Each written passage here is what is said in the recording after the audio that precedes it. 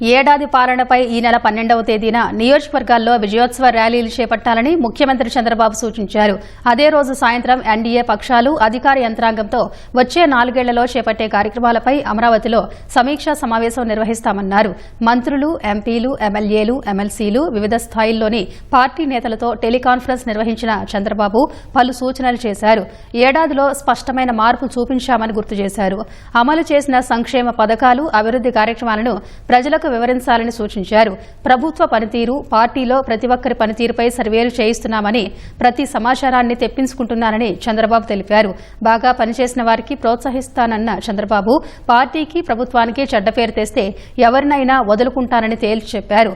మొదటిసారి గెలిచిన ఎమ్మెల్యేలు మరింత బాధ్యతగా పనిచేయాలని, ప్రజలకు, కార్యకర్తలకు అందుబాటులో ఉండాలని సూచించారు.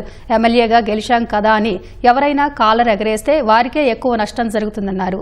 వన్ టైం ఎమ్మెల్యేలుగా మిగిలిపోకూడదనే తన ఆలోచనని అన్నారు. అధికారంలో ఉన్న వారిని ప్రజలు అన్ని రకాలుగా గమనిస్తుంటారని, అందుకే జాగ్రత్తగా ఉండాల్సిన అవసరం ఉందన్నారు.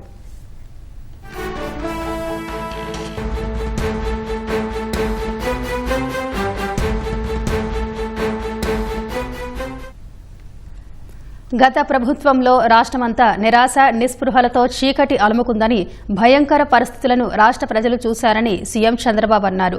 రాష్ట్రం పేరు వింటేనే దగ్గరకు వచ్చే పరిస్థితి లేకుండా చేశారని, ఆర్థికంగా రాష్ట్రాన్ని అసమర్థ పాలనతో పాతాళానికి తొక్కేశారని మండిపడ్డారు. గత ప్రభుత్వాన్ని భరించలేకే ప్రజలు ఏకపక్షంగా ఓట్లు వేసి గెలిపించారని, కూటమి సర్కార్ తీసుకునే నిర్ణయాలతోనే మంచి ఫలితాలు వస్తున్నాయన్నారు. శాశ్వతంగా ప్రజలు మనతో ఉండేలా చూసుకుంటూ మరింత నమ్మకాన్ని కలిగించాలన్నారు.